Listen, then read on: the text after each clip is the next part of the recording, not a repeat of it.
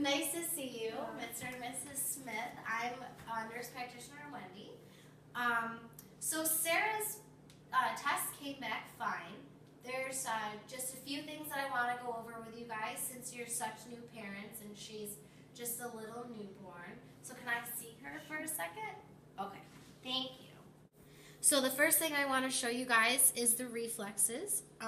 The first one that you're going to see between 3 to 4 months is rooting. So you're going to rub her cheek a little bit and you see how her head moves. That's to go toward the food source. It's going to, help her find your food, and she's going to have her mouth open a little bit. The next one is the palmar grasp. So anything that you put in her little hand, whether it be your finger or a toy, rub it a little bit and she's going to squeeze. That prepares the baby for voluntary grasping later on. All right, so from 6 to 24 months, this one's a long one, the Babinski, if you gently stroke on her sole of her foot from her heel to her toe, it will elicit her foot to kind of curve, so her toes will flare up, and that will tempt her from falling. And the last one that I want to talk to you guys about is the Moro reflex. From 4 to 6 months, any loud noise, a startle, even a sudden movement, like if you put her down too quickly or she just gets too scared, she will begin to, or even her cry can elicit this as well. She will extend her limbs and arch her back, and then after that she will retract into herself, and this will protect herself from any harm. So do you guys have any more questions? Actually, I have one. We've been having a little trouble getting her to calm down when she's been crying. Do you have any recommendations? Okay, there are a few steps that you guys can do, and because she's so young and she can't talk yet, the only way to communicate with you two is through crying. So if she does start crying, it could be either because she's hungry, she's wet, she's fussy, she doesn't know what she wants. So one thing that you can do is to pick her up and cradle her, maybe even sit in a rocker with her and just rock slowly back and forth. You can swaddle her up and hold her or let her lay down. Another thing you can do is to take her for a car ride. You can also, when you go for a walk, just take her for a little longer of a walk.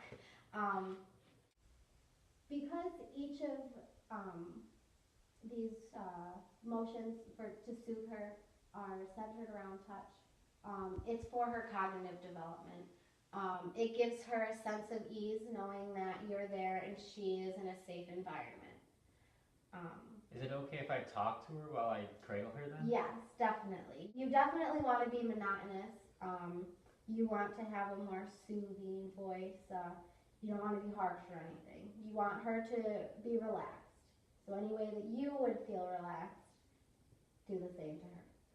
So speaking of her crying, have either of you ever heard any shrill or high-pitched cries?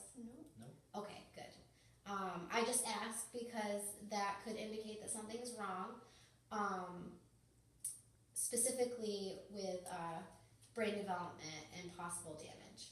So, what should we expect as far as motor development? Okay, so these are going to be her gross and fine motor skills. So I'll go from 6 weeks to 6 months with you. How about that? Okay. So in the first 6 weeks, she's going to be pre-reaching. She's going to have complete uncoordination. She's going to try to hold her head erect and steady as possible. A little goofy. Okay. By 2 months, she will be able to hold her head in a midline, lift her chest up from off the floor, and she won't be grasping as tightly. So she'll loosen her grasp a little. All right. Between 0 to 4 months, you're going to notice her eyes moving everywhere. And then by the time she gets to 4 months, she's going to define her head movements more. And she's going to be able to move her arms together and then apart. Alrighty. But by 3 to 4 months, she will improve all of her movement accuracy. So her arms won't be such in a flailing manner. And her increased shoulder, head, and eye control. Alright? 3 to 4, and we are at 4. So by 4 months, she's going to be moving everywhere, rolling over. She's going to be reaching more accurately.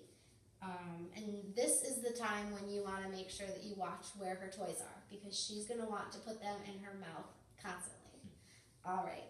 And by 6 months, she's going to be able to sit unsupported. She's going to put her feet in her mouth like a little monkey, and she'll be able to transfer objects from one hand to another more accurately. All right. Do you guys have any more questions? I'll be returning to work in a few months. Do you have any suggestions about how we can go about finding adequate childcare? Okay, so whether you look for a daycare center by the state or a family daycare center, you're going to want to make sure that they are certified. This means that that they follow all recommendations, that they are approved. They have been people that come in and check and everything, make sure everything's safe. You're going to want to have a sit down with the director. You want to make sure that the three of you are on the same page with your philosophy on child bringing up. Because she's so small, you're going to want to make sure that she has someone with her constantly. And the ratio should only be at 1 to 3, one child care provider with 3 children.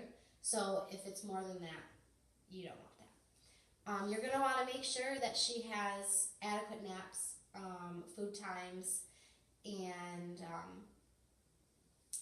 interaction with children, but not as much as the other ones because she's so small. The 2 last things that I guess I could say is follow your gut. If it doesn't seem comfortable, then it's not the place for you.